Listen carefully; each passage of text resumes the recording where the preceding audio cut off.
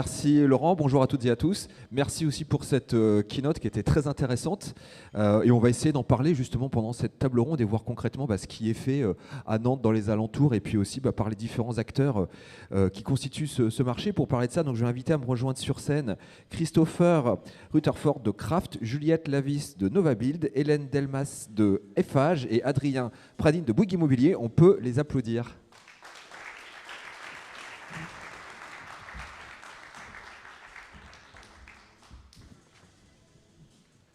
Merci à vous quatre d'être avec nous ce matin.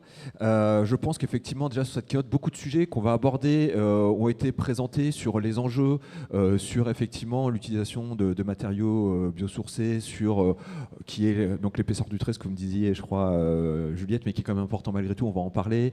Le fait d'effectivement de la rénovation, la zéro artificialisation des sols, la prise en compte des usagers aussi, donc comment est-ce qu'ils utilisent les bâtiments. Donc tout ça, on va en parler dans quelques instants. Si vous voulez bien, juste avant ça, je vais vous demander juste de vous présenter très rapidement en disant, par exemple, Juliette, on va commencer par vous, ce qu'est Novabuild. Bonjour à toutes et à tous. Donc, je suis Juliette Lavis, je suis chef de projet chez Novabuild. Novabuild, on est l'association des professionnels de la construction, de l'aménagement et de l'immobilier en Pays de la Loire. Et on accompagne les professionnels sur toutes les questions liées au dérèglement climatique. Merci Hélène, pareil, s'il vous plaît. Bonjour à toutes et à tous. Donc moi c'est Hélène Delmas, je suis responsable du pôle ingénierie écologique au sein de la direction du développement durable et de l'innovation transverse chez Eiffage, donc en soutien de nos métiers des infrastructures, du bâtiment, de l'énergie et des concessions. Et voilà, on intervient effectivement sur pas mal de projets. Alors bonjour, Adrien Pradine, directeur du développement pour la région Pays de la Loire de Bouygues Immobilier. Et donc Bouygues Immobilier, on est des créateurs de lieux de vie, opérateurs urbains, promoteurs immobiliers, présents sur toute la chaîne de valeur de l'immobilier, depuis l'acte d'aménagement, comme ça a été évoqué dans le keynote précédent, jusqu'à l'exploitation des bâtiments. Et donc on intervient dans tout type de produits, que ce soit le logement, le travail, l'hôtel, l'hôtellerie, la résidence étudiante.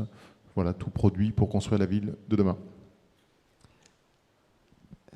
Bonjour, donc Christopher Rutherford, moi je suis urbaniste. J'ai fondé l'agence Craft il y a maintenant un petit peu plus d'1 an. Et la mission de l'agence est d'accompagner les acteurs de l'aménagement, qu'ils soient publics ou privés, dans leur stratégie de sobriété foncière et de préservation des sols.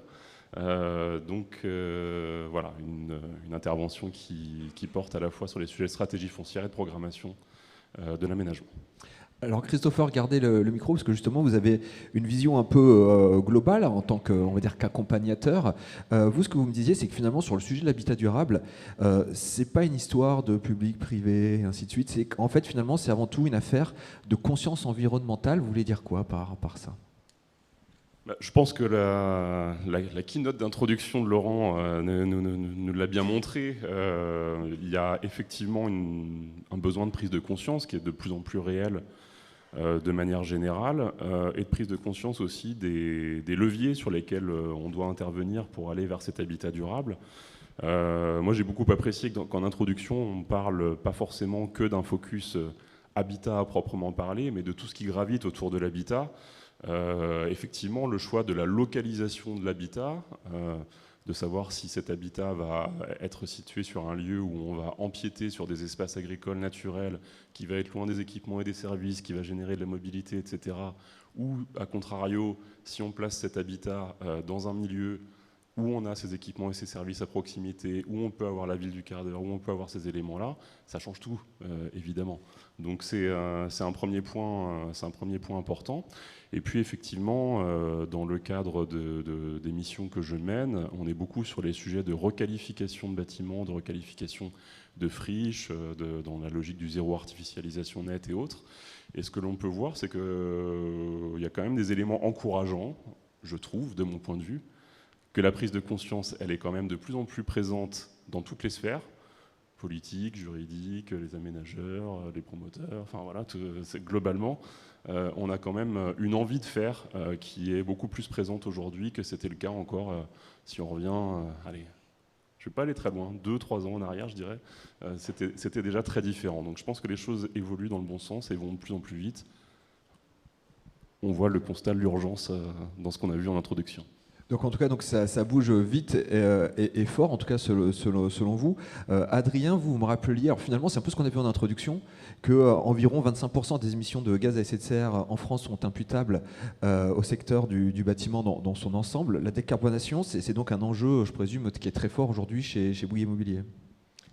Eh bien, le keynote en témoigne assez sérieusement. Quand on voit ça et quand nous, on est acteurs du monde de la construction, du monde de l'immobilier, franchement, si on ne réagit pas, c'est qu'il y a un problème. Donc, évidemment, le groupe Bouygues Immobilier et plus généralement le groupe Bouygues ont décidé de se mobiliser. Et donc, en quoi consiste notre stratégie, on va dire, de décarbonation de notre activité? Elle repose sur 3 leviers. Le premier levier, si je reprends les mots de Laurent tout à l'heure, c'est évidemment agir en tant qu'entreprise sur le mode de produire. Donc on a décidé de sérieusement décarboner tout ce qu'on produit, donc tous les quartiers, les habitats que l'on produit. Il faut qu'on agisse à la fois sur les matériaux, à la fois sur les modes de production électrique, à la fois sur la consommation du sol et la densification. Le deuxième levier, c'est, je reprends encore les mots de Laurent, c'est on est dans se nourrir, consommer, vivre tout simplement. Donc on a décidé d'agir au niveau des usagers de nos bâtiments, donc en mettant en place des énergies qui vont moins consommer d'énergie pour eux, en essayant de favoriser le fait qu'ils aient de la mobilité, des circuits courts, le fait qu'ils puissent peut-être aussi participer à se nourrir à proximité des quartiers. On a des jeunes collaborateurs là, qui poussent beaucoup et qui disent mais est-ce que nous on n'a pas aussi une responsabilité pour produire peut-être le prochain quartier 2 tonnes par habitant au travers des réseaux et des infrastructures qu'on pourrait mettre en place. Et puis le troisième levier, et ça c'est ce qu'évoquait Christopher tout à l'heure, c'est au travers de l'éveil des consciences, donc au travers de notre responsabilité sociétale. Donc on est acteur de la fresque du climat, on est acteur des mobilisations à la fois des collaborateurs et à la fois du grand public pour faire évoluer les consciences sur le sujet. Alors Hélène, vous travaillez effectivement chez FH, c'est aussi des enjeux forts. Je crois que l'un de ces 3 enjeux, alors peut-être que vous allez nous rappeler les 3 dans quelques instants, mais l'un des 3, c'est effectivement la prise en compte du changement climatique dans vos activités, et notamment la réduction de vos émissions carbone. Ça veut dire quoi ça concrètement ? Oui, effectivement, le carbone intègre les 3 enjeux majeurs qui sont la réduction de nos consommations de ressources non renouvelables, on en a bien parlé dans le keynote, la préservation de la biodiversité, on va en parler aussi pas mal tout à l'heure, et puis les émissions carbone qui, pour nous, s'expriment autour d'une stratégie qu'on a formalisée il y a déjà plusieurs années et qui s'applique sur deux grands axes, être exemplaire sur nos émissions internes, donc le scope 1 et 2, où on s'aligne en fait sur une trajectoire d'une augmentation d'1,5 degré de la température sur la planète. Donc c'est effectivement très ambitieux, voire on sait aujourd'hui qu'on ne va pas y arriver, mais en tout cas nos calculs carbone sont basés sur cette trajectoire et on a pour objectif de baisser de 43% nos émissions carbone depuis nos émissions de 2019.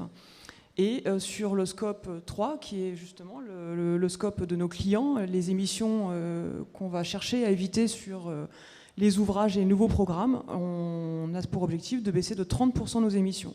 Donc ça, c'est des chiffres qui ne sont pas du tout en l'air, mais c'est ce qui nous permet d'avoir un cap et de permettre à chacun justement d'avoir une notion d'échelle et qu'à chaque fois qu'on réalise des ouvrages, on va regarder comment on se positionne par cette trajectoire. Alors Juliette, vous avez une vision aussi un peu, on va dire, globale avec NovaBuild. Est-ce que vous auriez par exemple des exemples de constructions impactantes ou de constructions qui ont utilisé des matériaux biosourcés dans un premier temps, en tout cas dans Nantes ou autour de Nantes ? Oui, tout à fait. Mais alors, juste avant de vous parler quand même de cette question des biosourcés, moi j'aimerais rappeler que notre profession, donc la profession de la construction, de l'aménagement et de l'immobilier, en fait, elle a déjà enclenché sa transformation pour tenir compte de ces enjeux qui sont les nôtres et qui ont bien été rappelés en intro par mon cher past president.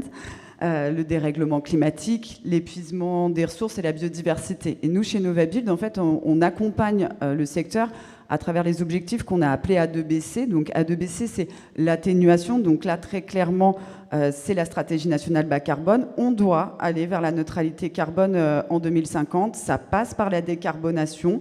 Il faut réduire nos émissions. Ça, c'est la rénovation.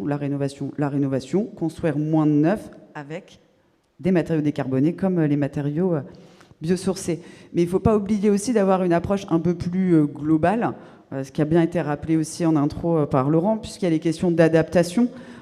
Aujourd'hui, on doit prendre soin des personnes. On ne rappellera pas les vagues de canicule à répétition. La biodiversité, ça a été rappelé aussi avec la question de prendre soin du sol, mais c'est prendre soin du vivant d'une manière plus générale. Et là-dessus, notre secteur a une vraie responsabilité. Et enfin, la circularité, puisque dans la décennie qui vient, en fait, on va devoir transformer nos bâtiments pour qu'ils deviennent des banques de matériaux d'une part, mais qui stockent aussi du carbone d'autre part. Et ça, c'est aussi un des intérêts des matériaux biosourcés. Et donc, en fait, pour atteindre ces objectifs, juste pour reprendre un tout petit peu de hauteur, après, c'est promis, je vous donne plein d'exemples, c'est, en fait, on a deux grands volets pour y arriver. On va avoir celui de la réglementation. Et on a la chance, parce que oui, c'est une chance en France, il faut quand même le rappeler, d'avoir une réglementation qui est à la fois ambitieuse et intelligente. C'est-à-dire qu'en fait, elle fixe le cap, elle nous fixe l'objectif et elle nous donne des seuils à atteindre, des seuils intermédiaires. Et donc sur la rénovation, par exemple, c'est le cas du décret tertiaire, qui fixe un objectif de moins de 60% de consommation énergétique en 2050, avec des seuils intermédiaires en 2030 et 2040. Et pour la construction neuve, c'est ce dont on parlait, c'est la RE 2020. Il faut qu'on évacue ou pas?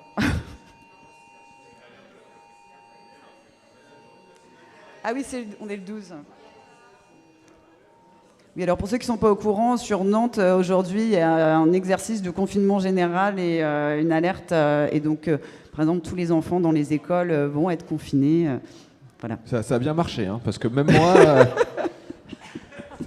Et on était censé recevoir un SMS, d'ailleurs, je crois. C'est un peu anxiogène, mais ça fonctionne.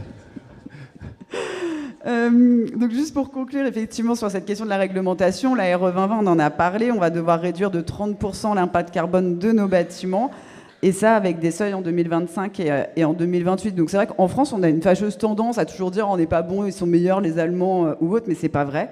On est à la pointe mondiale de la réglementation sur la décarbonation du bâtiment d'une part, et d'autre part, on est le premier secteur à avoir mis un carbon score sur nos produits qui sont plutôt complexes.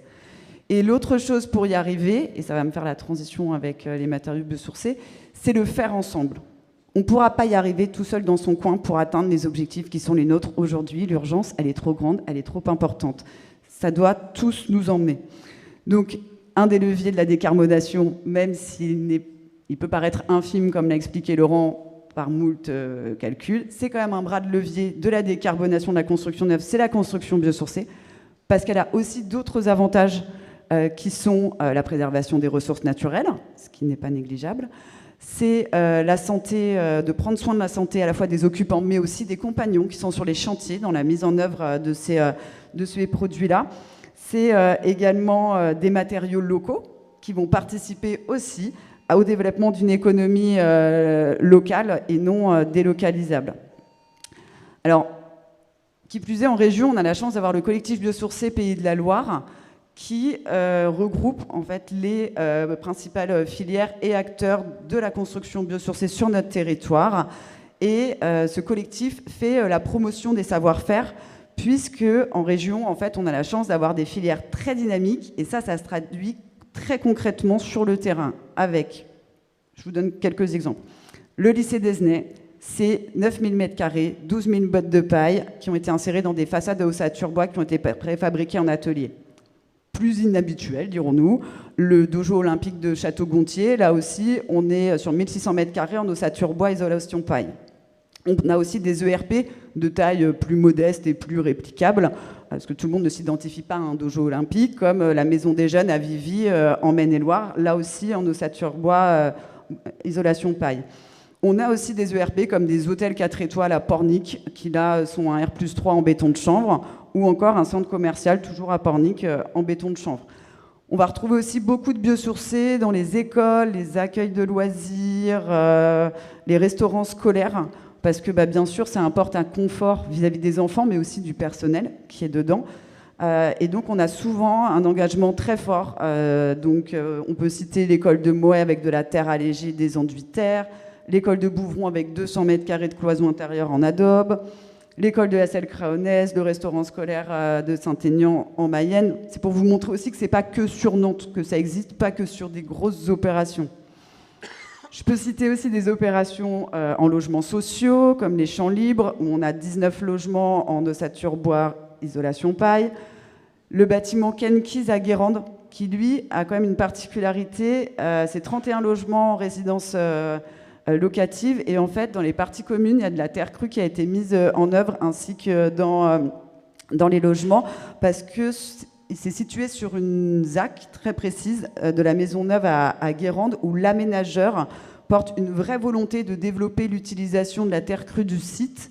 Et pour ça, il impose pour les 650 logements un minimum de 4 mètres cubes de terre crue dans chaque logement qui va sortir. Donc là, on voit vraiment que ça pousse énormément. Des choses un peu plus waouh peut-être, le carré des officiers à Nantes sur Mélinette, qui est un R+6 en béton de chanvre. Et puis, on peut retrouver aussi, dans la catégorie des bureaux et du tertiaire, la mise en œuvre de ces matériaux biosourcés. Donc on peut citer par exemple l'entreprise Biolay. Alors c'est assez drôle parce qu'ils construisent leur bâtiment en 2009 en briques monomures. Ils mettent quand même des correcteurs thermiques en enduit chaud-chanvre. En 2015, ils font une première extension. Là encore, c'est de la maçonnerie, mais cette fois-ci, ils mettent un doublage en laine de bois. Et pour la 3e extension en 2023, toujours avec les mêmes architectes qui les conseillent, ils vont faire une extension en ossature bois, et cette fois-ci en remplissage chaud-chanvre avec des enduits terre à l'intérieur pour le confort. Et pour finir, je citerai les bureaux de la CAVAC. Alors la CAVAC, c'est une coopérative agricole en Vendée, et elle a la particularité d'avoir une partie de son activité qui produit en fait des produits de construction à base de chanvre. Et donc pour leur bureau, ils ont souhaité mettre en œuvre leurs produits, et on retrouve donc leur chaîne vote dans un béton de chanvre dans des façades qui ont été d'une part préfabriquées en atelier, et d'autre part le béton de chanvre qui a été projeté directement sur le site. D'autre part, leur laine chanvre lin coton Biofibre Trio, qui est assez connue pour la toiture, la ouate de cellulose. Et on peut aussi citer que, et c'est en ça qu'il est intéressant ce projet, c'est qu'on voit bien la complémentarité des matériaux. Ils ont utilisé du bois massif qui est laissé apparent dans les circulations. Ils ont aussi des enduits sur le béton de chanvre et une banque d'accueil en terre crue. Et ça, c'est une infime partie de ce qui sort actuellement et de ce qui va sortir dans les années à venir, parce qu'on sait qu'on va avoir beaucoup de projets en biosourcé. Alors merci Juliette pour cette réponse très complète, et avoir réussi à continuer le fil de votre explication malgré les téléphones qui sonnaient un peu partout. C'était pas facile. Hélène et Adrien, ce que je vous proposais, c'est faire un peu pareil, me dire un peu concrètement ce que vous faites. Hélène, dans un premier temps, chez Eiffage, en exemple, on va dire, de bâtiments issus de matériaux biosourcés. Pareil, Adrien, pour qu'on puisse après passer au second sujet qui est celui de la rénovation. Oui, effectivement, c'est vrai que le bois reste un matériau biosourcé de premier choix pour nous. On parlait de l'enjeu de rénovation, et pour nous, l'idéal, c'est de faire de la rénovation en utilisant des matériaux biosourcés. Donc, par exemple, on a à Angers la réhabilitation de la tour Gallieni, qui nous a permis de faire de la rénovation thermique, et en faisant de la préfabrication, une conception 3D de box qui viennent se plugger sur les loggias. Et ça nous a permis d'avoir non seulement de faire des extensions, de faire de l'isolation d'abord, tout en faisant une extension des logements à moindre coût d'installation, parce que du coup la préfabrication permet d'accélérer énormément l'installation. Donc c'est vraiment des projets aujourd'hui qu'on cherche à multiplier beaucoup plus. On a aussi tout ce qui est surélévation en bois. Par exemple, on a la Coconnière de Laval, qui est un bâtiment, une rénovation de logements sociaux, et qui nous a permis en fait d'augmenter le nombre de logements sans augmenter la pression foncière, puisqu'on a créé des duplex par des surélévations en bois. On a plein d'autres exemples, mais c'est vrai que je vais peut-être laisser mes petits collègues me présenter. Allez-y, Adrien. Un exemple de ce qui a été fait en construction en matériaux biosourcés, par exemple? Donc on l'évoquait, le premier sujet, c'est diminuer l'empreinte carbone de nos projets. Donc la rénovation, je crois qu'on en parle juste après. Mais sur les sujets des matériaux, donc nous on essaie tu l'évoquais Juliette, de créer un réseau de partenaires avec qui on va travailler. Donc nous les sujets qu'on regarde, c'est par exemple Hoffman Cement en Vendée, avec qui on regarde des ciments sans clinker. On a testé Néolith également sur un certain nombre de projets en région Pays de la Loire, donc qui est la fossilisation de déchets du bâtiment. Ce sont des granulats décarbonés dans le cadre de béton. La terre crue, on a fait des locaux vélos sur Angers en terre crue issue du site. On vient de signer un partenariat avec une société d'ailleurs qui est originaire du Pays de la Loire, avec Ecom, qui fait une pompe à chaleur acoustique, donc qui va utiliser finalement le pouvoir calorifique du son pour permettre ce type de projet. On a signé un partenariat avec Trien Collect également. Donc là, on est en aval des chantiers pour réutiliser les matériaux. Et puis un projet peut-être qui est assez emblématique de tout ce que je viens de vous raconter, c'est le projet Empreinte à Angers sur le plateau des Capucins, qui est un projet qui est assez exemplaire, où c'était un vrai démonstrateur de ce qu'on veut faire et ce qu'on aimerait faire de manière plus régulière. Donc c'est un bâtiment qui est E3C2, labellisé BBCA. Un immeuble est 100% construction bois, les autres immeubles sont avec tous les matériaux que je vous ai évoqués, Hoffman Cement. C'est des peintures à base d'algues, il y a de l'isolation biosourcée. On est en pied du tram, on est reconnecté au réseau de chauffage à distance. Donc voilà, ça c'est un projet qu'on trouve assez ambitieux du point de vue de tout ce qu'on est capable de mettre en œuvre. Donc, ce qu'on comprend bien là, Adrien, c'est qu'effectivement vous nous parlez du sourcing aussi, des partenaires avec lesquels vous avez travaillé et travaillé avec du local aussi. Ça, on l'a bien compris que c'était un des enjeux sur la décarbonation globale du bâtiment. Et puis il y a aussi peut-être un point, Adrien, que vous pouvez adresser maintenant, qui est celui finalement de la prise en compte de l'impact carbone des usagers. C'est-à-dire que quand on construit, comment est-ce que les bâtiments vont être utilisés ou combien de temps va pouvoir durer, enfin la durée de vie entre guillemets d'un logement pour un usager. Eh bien, donc ça, on est sur le deuxième levier, se loger, se nourrir. Et en fait, chez Bouygues Immobilier est né juste après le confinement sur la base d'une étude qui avait été lancée par un observatoire du logement et de la ville sur des attentes qui étaient en train de fortement évoluer auprès de nos clients finalement. Et donc, on a conçu une offre de logement à destination de ces nouveaux usages pour avoir des appartements qui soient plus confortables, plus configurable et plus durable. Et donc comment ça s'est traduit concrètement? On s'est rendu compte qu'un appartement, finalement, quand quelqu'un rentrait dans un appartement, les usages évoluaient en fonction de son cycle de vie. Il était au début sans enfant, peut-être après avec enfant, ensuite sans enfant, en télétravail, en situation d'évolution de sa vie finalement privée. Et donc du coup, on a conçu des logements qui pouvaient être configurables au gré du temps, en enlevant une pièce, en rajoutant une pièce, finalement en adaptant son logement. Donc ça fait partie d'une pérennité, d'une durabilité de l'habitat. Et puis après, sur les sujets d'énergie, de mobilité. Donc aujourd'hui, par exemple, tous les logements Bouygues Immobilier sont équipés de pompes à chaleur, permettant de traiter le confort d'été, le confort d'hiver et également la qualité d'air. Tous les logements Bouygues Immobilier sont également livrés avec une prise pour véhicules électriques, de manière à participer à l'effort de mobilité, de transfert des usages sur la mobilité. Et puis également, par exemple, donc, ces pompes à chaleur permettent aussi de livrer des appartements sans radiateur. Donc ça aussi, ça offre une modularité à terme et une reconfigurabilité des logements pour les usagers. Alors Christopher, on va parler maintenant un peu plus, on va dire, rénovation. Au-delà des matériaux biosourcés dont on vient de parler, on va parler effectivement de limiter au maximum finalement la destruction des bâtiments et de faire avec l'existant, de la rénovation également.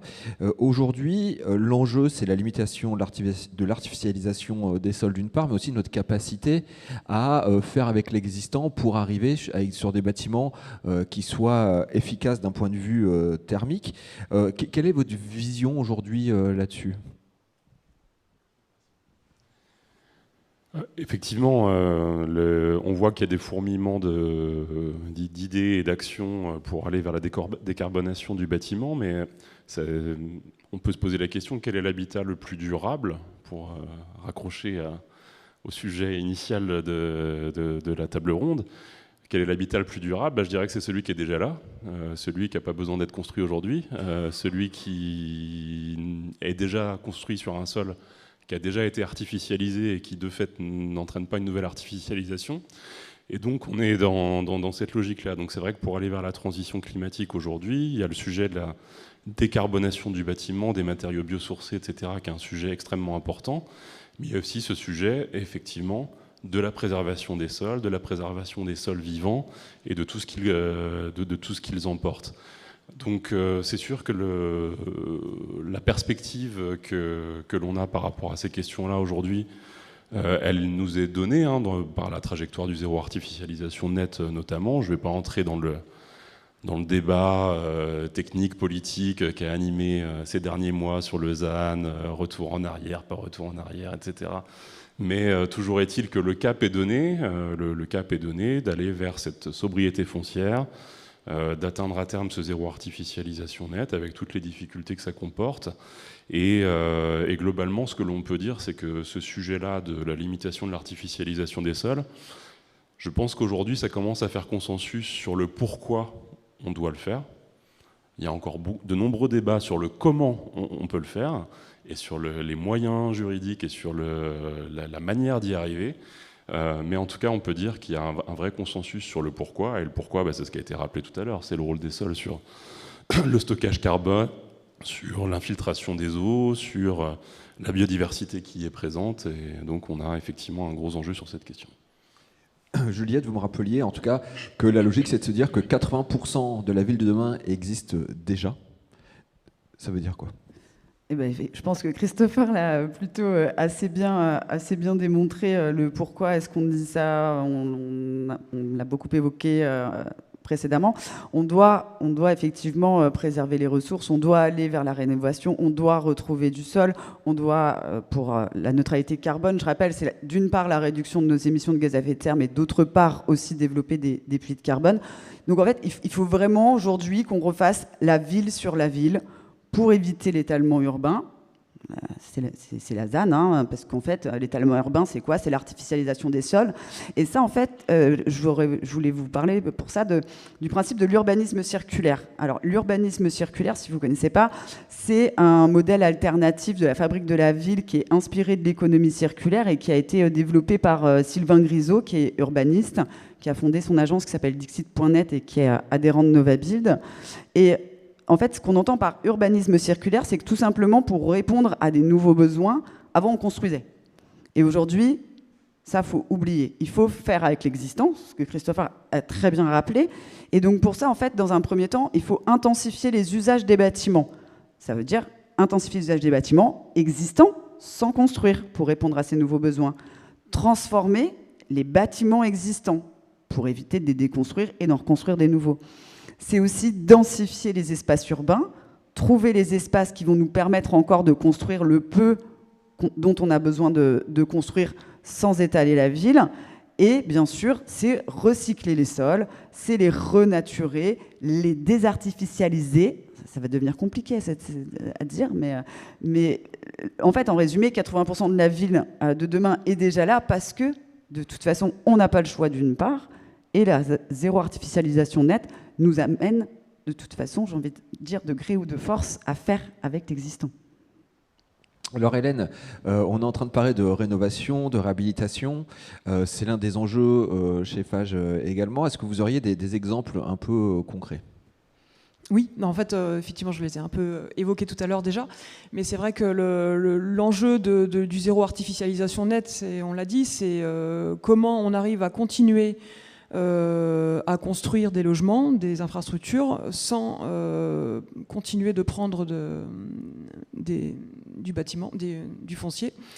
Et donc l'enjeu, c'est en effet d'améliorer la fonctionnalité du logement. Sur Laval, on a fait donc ce bâtiment, la Coconnière, qui a été vraiment une requalification thermique des logements.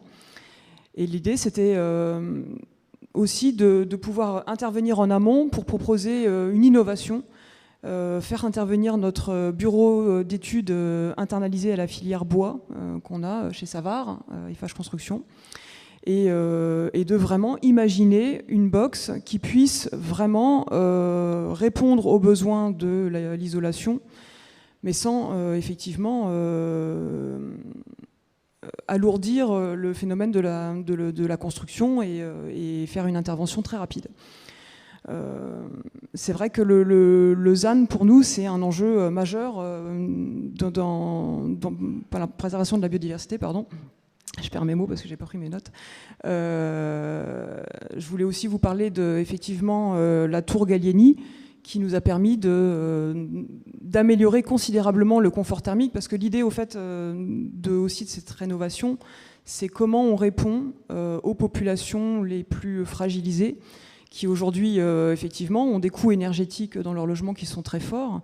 Et l'idée n'est pas non plus de construire des logements qui coûteraient plus cher, qui font appel à des matériaux nobles. Et donc l'idée de la rénovation, c'est aussi de permettre de trouver des financements moins lourds et qui permettent d'améliorer le confort des usagers.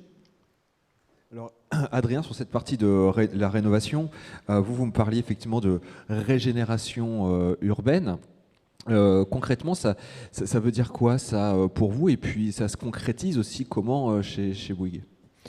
Eh bien, tout ce qui a été dit, évidemment, je partage entièrement, construire la ville sur la ville. Et moi, je préfère le terme de régénération urbaine à rénovation. Pourquoi? Parce qu'on se rend compte aussi que bon nombre de logements, de bâtiments qui existent correspondent plus forcément aux usages d'aujourd'hui. Et donc, du coup, il convient de le réadapter, de les régénérer. Et donc, c'est une thématique que je connais bien, puisque j'ai pu y travailler dans un pays voisin de la France, une dizaine d'années en Suisse, assez avancé sur cette thématique de régénération de l'espace. Et donc, c'est comment nous, acteurs de l'immobilier, on est capable de repenser un bâtiment avec les usages d'aujourd'hui. Donc, typiquement, moi, j'ai quelques exemples. Aujourd'hui, on est actif sur la régénération du site de la clinique Sourdis dans le quartier Moncelet à Nantes. Donc, ça, c'est un quartier où, en fait, on fait passer du statut de clinique à une opération de logement. Donc, on bouleverse les usages, on conserve la qualité du bâti qui est exceptionnelle. Et on va donc faire un mix élégant, j'ai envie de dire, entre des bâtiments existants conservés et d'autres démolis parce qu'ils ne présentent pas des qualités d'usage suffisantes. On travaille en ce moment aussi sur un dossier, alors on est encore en phase de concours, la décision est prochaine, mais ça montre aussi l'engagement de l'entreprise. La régénération de l'îlot urbain lycée Saint-Joseph en plein centre du Pentagone à La Roche-sur-Yon. Donc c'est aussi des qualités de bâti particulières dans lesquelles on va devoir opérer un changement profond. Moi j'ai en tête aussi un autre projet pour Bouygues Immobilier à Strasbourg. Cette fois-ci, c'est un ancien hôtel des Postes qu'on a transformé, donc un bâtiment qui est emblématique, magnifique d'un point de vue patrimonial, et on l'a transformé en logement, en conservant et je le rappelle aujourd'hui, mais un projet de rénovation, classiquement, c'est entre 30 à 70% d'économie carbone par rapport à un projet neuf. Donc, quand c'est possible, il ne faut pas se poser de questions. Par contre, le point de vigilance, c'est attention, la rénovation, moi j'en ai fait de nombreuses années, c'est pas du neuf. Et donc, ça veut dire que ça nécessite des compétences dans les entreprises qui sont très différentes. De connaître le bâti, ça c'est la première chose. Connaître, anticiper, comprendre le bâti, choisir ce qu'on peut en faire et ensuite avoir toute une maîtrise d'œuvre qui est rompue à l'exercice, des équipes travaux des entreprises qui sont rompues à l'exercice et être capable de poser une vision de cette fameuse régénération urbaine. Alors Juliette, est-ce que vous auriez un exemple d'ailleurs de rénovation un peu parlant? Vous m'avez dit qu'il fallait arrêter quelque part de faire du sur-mesure quand on parle de rénovation, mais peut-être penser un peu plus prêt-à-porter, c'est-à-dire avoir des solutions un peu plus globales. Ça veut dire quoi? Alors, on ne va pas arrêter le sur-mesure, c'est juste que le sur-mesure, on va le laisser à une part, on va dire, juste, et que peut-être il y a certaines choses qu'on peut massifier. Et donc, en ça, moi, je voulais partager avec vous, beaucoup d'entre vous, je pense, doivent connaître cette opération qui est Energy Sprong. Donc Energy Sprong, c'est quoi? C'est un concept hollandais au départ qui est très ambitieux, qui vise à massifier la rénovation des logements à énergie zéro, et ça garanti sur le long terme. Ça veut dire quoi? Ça veut dire qu'en fait, on va avoir une isolation très poussée, des consommations énergétiques très faibles qui vont être compensées par de la production énergétique, donc photovoltaïque, et le tout avec une garantie de performance sur 30 ans. Et les bailleurs sociaux en Pays de la Loire ont voulu déployer ce dispositif qui est Energy Sprong, parce que jusqu'à présent, il y avait eu des expérimentations un peu aux Pays-Bas, un petit peu partout en France, mais pas de façon vraiment massive, ce qui est l'objectif quand même d'Energy Sprong au départ. Donc, ils voulaient vraiment créer ce qu'ils ont appelé eux-mêmes, je reprends les mots de leur vice-président, créer un véritable choc de la demande pour pouvoir massifier, industrialiser, in fine diminuer les coûts et rendre ce schéma reproductible d'une part, et d'autre part de construire une filière locale puissante en capacité de répondre justement à cette demande. Et donc ce qui s'est passé, c'est que d'un côté, l'Union sociale de l'habitat a regroupé les bailleurs, 14 au total. Ils ont créé une centrale d'achat commune, parce que alors, bon, les problématiques juridiques, je ne vous les passe, hein, il y a eu pas mal de péripéties. Et donc cette centrale commune, elle s'appelle MASH. Et en novembre 2020, ils ont passé un marché pour rénover plus de 2000 logements sur les 5 départements. Donc c'est quand même, là pour le coup, assez énorme comme marché. Et ils ont reçu 26 candidatures qui sont venues de 10 groupements. Pourquoi ? Parce que nous, en amont, parce qu'on aurait pu se dire aussi, oh là là, ils ne vont jamais y arriver, c'est trop gros, personne ne va pouvoir y répondre. Et ben, en fait, donc d'une part, l'USH a travaillé avec les bailleurs pour construire cette offre groupée.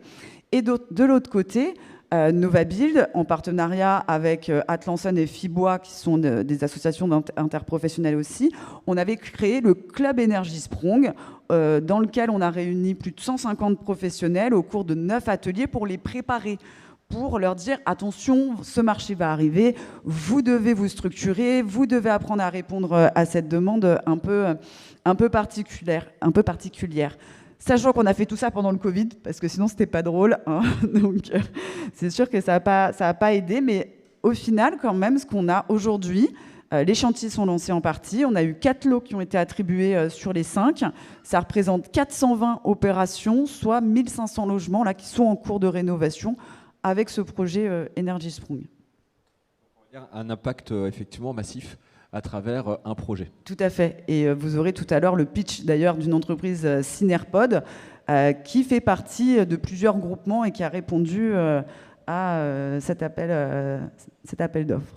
On est passé assez rapidement sur l'artificialisation des sols, ou en tout cas l'objectif du zéro artificialisation, l'impact aussi du bâtiment sur la biodiversité. Adrien, je ne vous ai pas posé effectivement cette question, mais la biodiversité, c'est aussi un sujet pour Bouygues Immobilier. En tout cas, sa préservation, c'est un des enjeux. Ça se passe comment ? C'est-à-dire, est-ce que pour vous, ce sujet-là, c'est aussi quelque chose qu'il faut prendre en compte ? Oui, alors on dézoome un peu à l'échelle de l'immeuble, on passe au statut d'aménagement aussi, même si ça peut se traduire des fois à l'échelle de l'immeuble, mais c'est un sujet qui a été clairement pris à bras-le-corps par Bouygues Immobilier. Et donc aujourd'hui, une des premières missions, par exemple, quand on signe un terrain, avant, historiquement, on faisait passer le géomètre, et bien maintenant, on fait passer un écologue. Et pourquoi on fait passer un écologue ? C'est parce qu'on a décidé que les conditions de site ne doivent plus être des contraintes, mais plutôt des éléments à prendre en compte dans la conception en termes d'espèces à protéger, que ce soit faune ou flore. Et puis le deuxième élément, c'est qu'on est conscient aussi que notre métier conditionne énormément les îlots de chaleur ou les îlots de fraîcheur dans les centres-villes. Et que ça, alors là, on ne parle pas de carbone, mais on parle d'état et de niveau de température dans les villes. Et donc aujourd'hui, toutes les opérations Bouygues Immobilier ont un cahier des charges en matière de jardin, à l'intérieur des copropriétés. Et comme on le sait très bien, à titre privé, on peut être jardinier du week-end. Un jardin, ça se pérennise. Et donc, du coup, on a aussi mis en place un cahier à destination des gestionnaires et des syndics et des futures entreprises qui vont intervenir pour maintenir ce qu'on a prévu pendant la durée de la copropriété. Donc, l'idée, c'est d'expliquer, parce que ça... clairement, on voit que la quantité d'espèces d'oiseaux, d'insectes dans les villes et même dans les campagnes ont diminué. On a notre part de responsabilité dans tout ça. En tout cas, on a notre part de possibilités pour sauver cela. Et donc, c'est ce qu'on a décidé de mettre en place chez Bouygues Immobilier.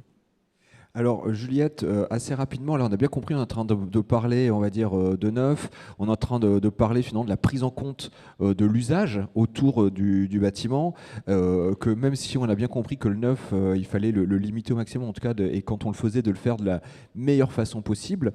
Ce qui est aussi important, c'est finalement de réfléchir autour de l'habitat et de comment les usagers vont exploiter cet habitat-là. Et vous me disiez que justement, il y avait un peu un cas d'école à l'heure actuelle dans un quartier du sud de Nantes. Alors, merci. Alors Laurent l'a très bien expliqué. C'est qu'en fait, finalement, la question de l'aménagement, elle influence nos modes de vie. Et ce sont nos modes de vie qui ont aussi un point carbone très important. Donc, je voulais vous partager, et j'en vois beaucoup dans la salle qui connaissent, l'opération de Pirmil-les-Îles. Alors, pour bien comprendre ce dont on parle quand même, Pirmil-les-Îles, c'est sans doute la dernière opération immobilière de cette envergure dans Nantes intramuros, puisqu'on va construire du neuf, on va construire 1000 logements, 27 000 m² de bureaux, il y a des transports en commun qui sont prévus. Pour ceux qui connaissent, ça va être en proximité du CHU. Bref, on ne reconstruira pas ça plus jamais, je pense, dans le territoire de Nantes Métropole.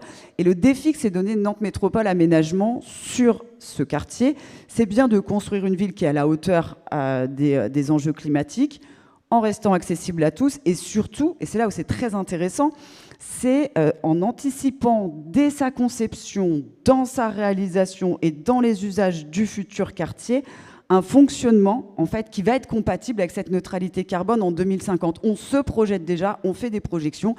Il y a un bureau d'études qu'on connaît bien, ZEFCO, qui fait tourner des moulinettes pour savoir si vraiment on va atteindre ces objectifs-là. Et pour ça, en fait, Nantes Métropole Aménagement a mis en œuvre dès 2017 une approche collective, une approche de sourçage. Ils ont été rencontrés plus d'une centaine de structures à titre individuel. Novabuild, on a organisé 4 réunions collectives pour pouvoir croiser les regards. Et la première consultation, elle a été lancée en juin 2022. Notamment sur 5 îlots qui représentent 450 logements. Et on parlait de construction biosourcée tout à l'heure, c'est pour ça qu'on sait que ça va sortir, c'est que dans ces opérations, ils ont d'ores et déjà prescrit en fait le nombre de bâtiments dans les îlots, leur hauteur et les modes constructifs. Donc on sait que ça va sortir en construction ossature bois, en façade ossature bois, en isolation paille, chanvre ou encore ouate de cellulose. Mais là où vraiment ils ont été loin, c'est d'anticiper ce mode de vie décarboné. Alors, on peut se demander comment un aménageur il peut faire ça. Et tout simplement, si on prend l'exemple de la mobilité, c'est de se dire que comme ce qu'on construit a un impact sur la façon dont les gens vont y vivre, si je mets en dessous du logement mon parking voiture et à 300 mètres un pauvre arceau pour mettre mon vélo, on peut être sûr qu'on va utiliser sa voiture. À l'inverse, si, comme sur Pirmil-les-Îles, on met un parking silo à X centaines de mètres, parce qu'il faut être raisonnable quand même, il faut que les gens ils aient envie d'aller vivre dans ce quartier, il ne faut pas que ça devienne une contrainte, et qu'on a son vélo au pied de chez soi, voire même dans son appartement, parce que même son vélo cargo, on pourra le monter, dans ces cas-là, on ne se pose plus la question, surtout qu'en plus, comme on a pensé la mixité des usages auparavant, on a des rez-de-chaussée, on a la boulangerie, l'école, le centre de loisirs, et qu'au final, si on doit aller chercher sa voiture, on va mettre 10 fois plus de temps. Et donc là, on voit qu'il y a vraiment une vraie force en fait, de notre secteur d'influencer et d'infuser même beaucoup plus largement sur les autres secteurs pour décarboner l'ensemble de la société. Merci en tout cas pour cet exemple qui est effectivement... englobe finalement tout ce qu'on sait jusqu'à présent et toutes les problématiques au-delà de l'enjeu uniquement, entre guillemets, on va dire, du bâtiment, même si l'enjeu est fort. Hélène, on nous reste 3 minutes, on prendra peut-être des questions aussi dans la salle, mais j'aimerais qu'on parle aussi, on voit qu'il y a de nombreuses solutions. On voit qu'on peut faire beaucoup de choses. On voit aussi que les acteurs du secteur ont pleinement conscience des enjeux et de ce vers où il faut aller. Et pour autant, quand on avait échangé, j'ai eu le sentiment qu'il pouvait quand même y avoir parfois un peu des freins, notamment quand vous m'expliquez que dans un cahier des charges, on peut avoir parfois des cahiers des charges qui sont un peu trop contraints ou dans lesquels la notation ne prend pas forcément en compte la plus-value environnementale du projet ou pas sa juste valeur. Et que du coup, ça peut être aussi, au bout d'un moment, problématique sur tout simplement les appels d'offres.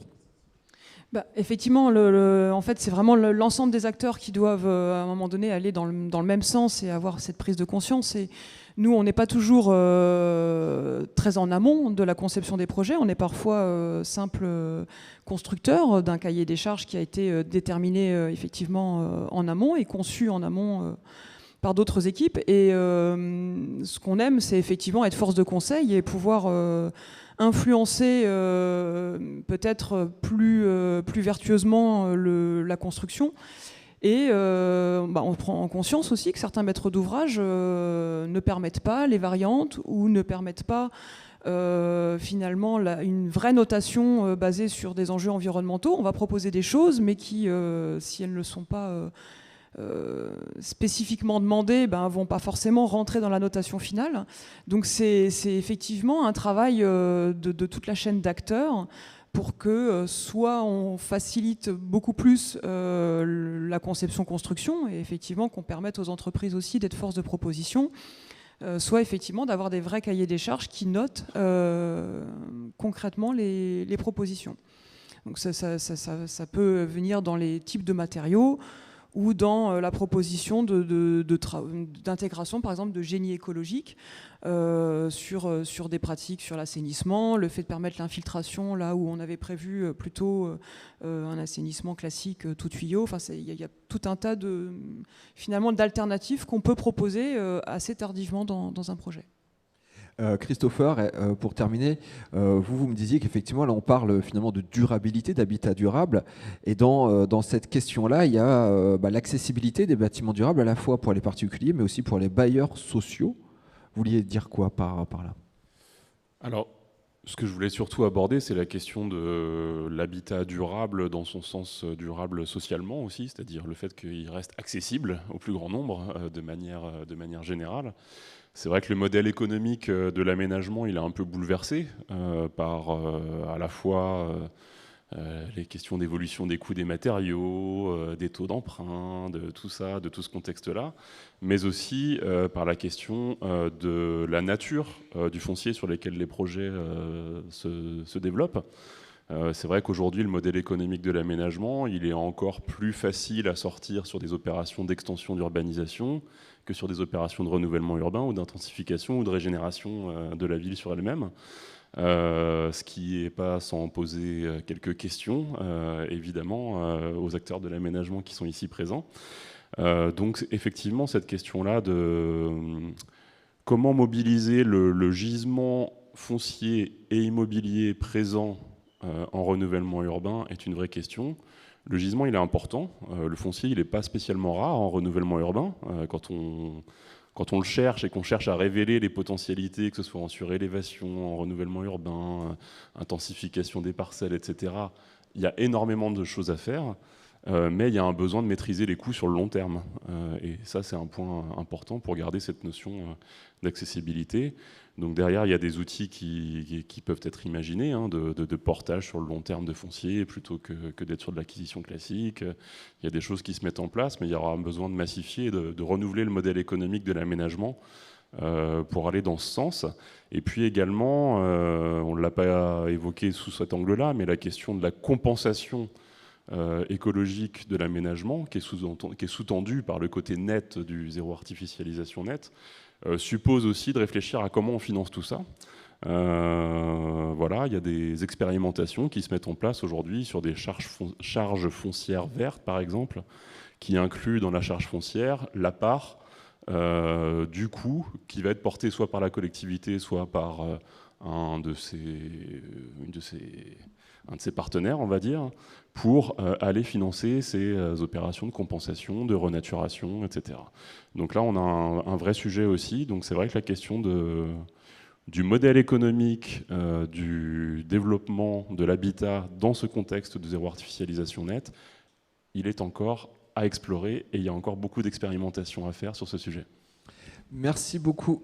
Oui, allez Juliette, pour conclure, mais très rapidement. Je suis désolée parce que vraiment ça fait tellement écho à ce qu'on est en train de faire aujourd'hui. Aujourd'hui, on travaille en fait sur l'équilibre entre la performance environnementale et la soutenabilité économique des opérations, avec un ensemble d'acteurs très fortement engagés sur la métropole nantaise, que sont Nantes Métropole, les 4 aménageurs principaux, Samoa, Nantes Métropole Aménagement, LOD Loma, LAD, avec la FPI, la Fédération des promoteurs immobiliers, l'Union sociale de l'habitat, Nantes Métropole Habitat et la FFB. Et l'idée, c'est bien de se mettre tous autour de la table, de faire ensemble, c'était un des leviers que j'évoquais au départ, parce que on voit bien qu'il va falloir changer le modèle, parce que, on va être très clair, les bilans ne tournent plus.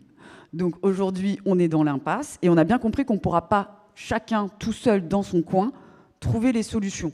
Donc c'est pour ça qu'aujourd'hui, en fait, ces acteurs, ils ont souhaité se mettre autour de la table, qu'ils nous ont sollicité NovaBuild pour animer cette réflexion avec des professionnels volontaires afin qu'on puisse ensemble coécrire un futur modèle, parce que aujourd'hui, on n'a plus le choix. Il va falloir trouver de nouvelles façons de concevoir. Ça a été aussi évoqué. Il faut qu'on trouve des pistes d'économie. Il faut trouver un nouveau modèle économique qui intègre les acteurs aussi plus en amont dans les projets. Je pense qu'aujourd'hui, ça ressort régulièrement de nos réflexions. C'est une des pistes. On ne peut plus mettre les entreprises en bout de chaîne. Il faut que tout le monde soit autour de la table dès le début. Merci beaucoup Juliette, merci beaucoup Hélène, merci beaucoup Christopher, merci beaucoup Adrien. On peut vous applaudir pour votre intervention. Est-ce qu'il y a des questions dans la salle? Voilà, j'ai vu. Une petite question plutôt sous forme de remarque, une proposition en fait. Vous savez qu'on a la RE 2020 sur les bâtiments, il n'y a pas de RE sur l'aménagement aujourd'hui. Donc c'est quand même curieux parce que ce qu'on a vu en keynote tout à l'heure, c'est que le potentiel carbone est énorme, 340 millions de tonnes sur l'aménagement. Il faudrait absolument qu'on milite tous, là, ici, dans cette salle, puis ailleurs, pour qu'il y ait une RE de l'aménagement, et un peu comme on a pour les voitures. C'est-à-dire que l'aménageur qui fait un effort, on disait les bilans ne tournent plus, pour décarboner son projet, donc il réhabilite plus, il met de la mobilité douce, il travaille les usages, tout ça, ça a un coût, bien sûr. Il récupère sur une taxe carbone qu'on pourrait mettre sur l'aménagement le malus que certains autres aménageurs, qui est sur ce score-là, qui serait comme une RE de l'aménagement, comme on a sur le bâtiment, auraient payé, une sorte d'équilibrage. Et en fait, ça tirerait le modèle vers le haut, et à la fin, tout le monde chercherait à décarboner au maximum l'aménagement dans son ensemble, comprenant les modes de vie, comme tu le disais, Juliette. Voilà la proposition. Global Score. Merci. Est-ce qu'il y a une autre question? Bonjour, merci. On a beaucoup parlé de rénovation et de construire la ville sur la ville, notamment le centre-ville.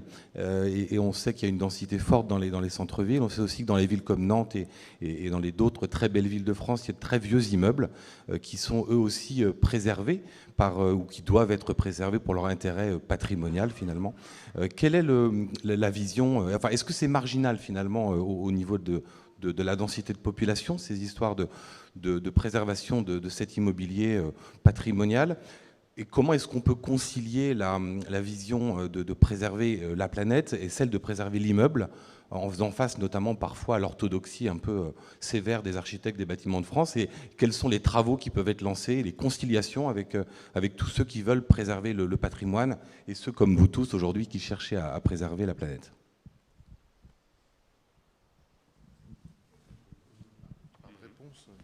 Donc effectivement, les ABF des fois sont, on va dire, pour être politiquement correct, ambitieux et complexes dans leurs analyses. Moi, je pense que c'est pas impossible. La question, c'est aussi changer nos modèles. Et peut-être, en fait, on a plein aussi de financements dont on n'a pas forcément connaissance. Tout à l'heure, Christopher, tu évoquais le fonds vert, le fonds ADEME.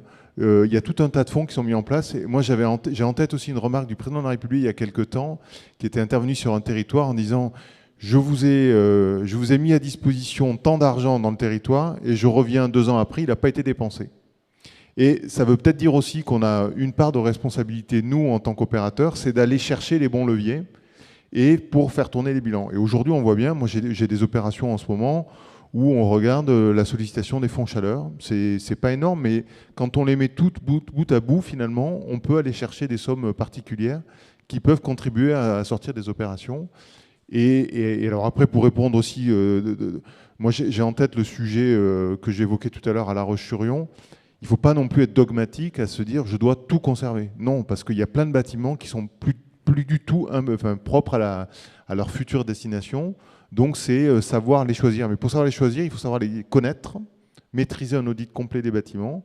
Et ensuite, on fait au cas par cas. Là, on est dans du sur-mesure dans lequel, dans l'opération de reconfiguration, j'y tiens aussi et je rebondis, il va falloir intégrer des solutions de massification et d'industrialisation. Et typiquement, les sujets des salles de bain, le sujet des gaines techniques, les sujets des gaines d'ascenseurs, c'est des sujets qu'on doit pouvoir intégrer dans les opérations de rénovation. Tout à l'heure, vous évoquiez les solutions de plug en façade, de massification. Energy-Sprong se prête tout à fait à la réhabilitation. Donc, ce n'est pas impossible. Le truc, c'est qu'il faut changer nos manières de penser. Et je le répète, on ne fait pas de la rénovation comme on fait du neuf. Et il faut aussi des équipes qui soient parfaitement structurées pour le faire.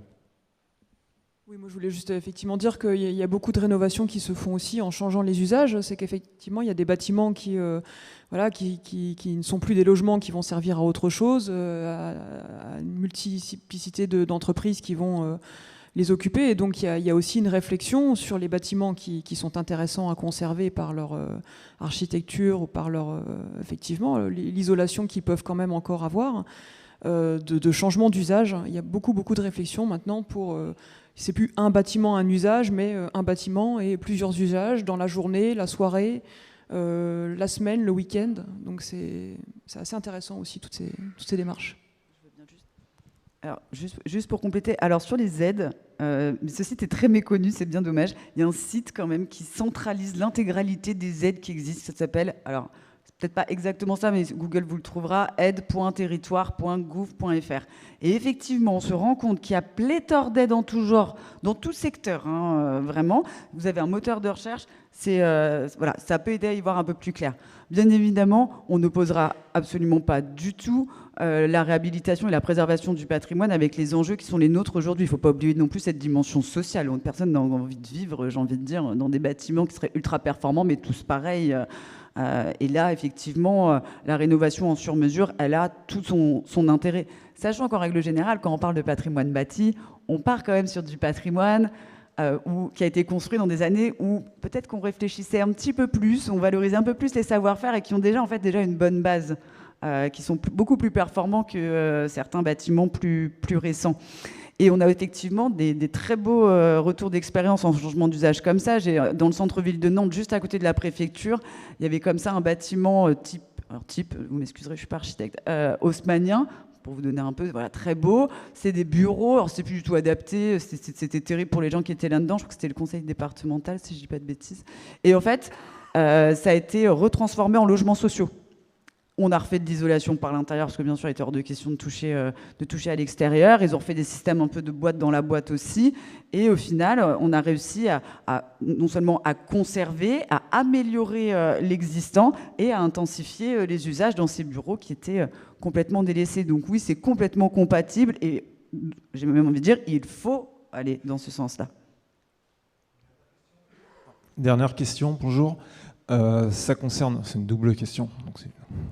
Donc il y a deux choses. Il y a une question autour de l'usage et du bâtiment, des appartements, etc. qui sont conçus. Comment vous intégrez la notion de commun, créer des communs pour favoriser l'économie circulaire, le partage, etc. Donc le fait qu'on ait besoin de moins de mètres carrés dans chaque appartement, ce qui participe aussi à la ZAN. Et le deuxième point qui n'a pas du tout été abordé, c'est autour de l'eau. Comment vous intégrez le fait de la capter, la stocker, la redistribuer, en utiliser le moins possible, la laisser s'infiltrer dans les sols, etc., qui sont des sujets cruciaux quand on va avoir entre 70 et 100 jours de sécheresse d'ici 20 à 25 ans. Je peux apporter quelques éléments de réponse. Sur le sujet des communs, là encore une fois, il faut qu'on soit tous prêts à bouger. Moi, j'ai en tête un sujet, par exemple, qu'on a proposé il n'y a pas très longtemps dans un concours, et on a eu 0 réponse de la collectivité. Et on avait proposé de mettre en place un studio, propriété de la copropriété, Et donc du coup, les personnes, donc là on visait plutôt une population senior, donc on visait à leur dire prenez un appartement plus petit, et finalement quand vous recevez de la famille, cet appartement il est à votre disposition et vous allez le partager avec toute la copro. La collectivité, c'était pas un sujet particulier qu'elle a observé. Donc je pense qu'on est à tous, il faut peut-être qu'on en parle plus, qu'on le fasse savoir un petit peu plus, et que les collectivités bougent aussi dans ces positions. Et puis sur la thématique de l'eau, oui, c'est un sujet important. C'est aussi un sujet sur lequel il faut faire évoluer la réglementation, parce qu'aujourd'hui, par exemple, se dire qu'on va réutiliser l'eau de douche pour la réinjecter dans les WC ou dans certains usages, d'un point de vue réglementaire, c'est encore pas tout simple. Mais c'est des sujets qu'on propose petit à petit. Mais encore une fois, se pose la question du financement. Comment on finance tout ça? Donc c'est un sujet complexe, mais on y travaille de plus en plus. Oui, moi je voulais dire que le sujet de l'eau, il est pris en compte aujourd'hui dans le ZAN. Effectivement, j'ai bien aimé la keynote qui parlait de la clé de sol sur la flûte à bec, parce qu'effectivement, le sol, c'est vraiment...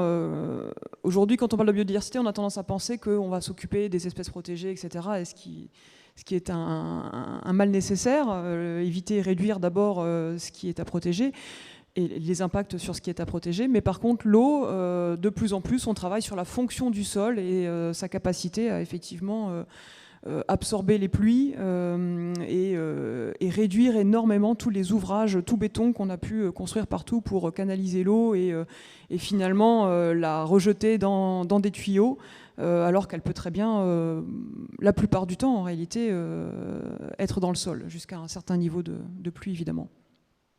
Donc oui, c'est un enjeu majeur, en tout cas pour nous tous, je pense. C'est une vraie prise de conscience sur l'eau, c'est sûr. Parfait. Merci Julien d'avoir animé cette table ronde. Merci à vous quatre pour vos témoignages.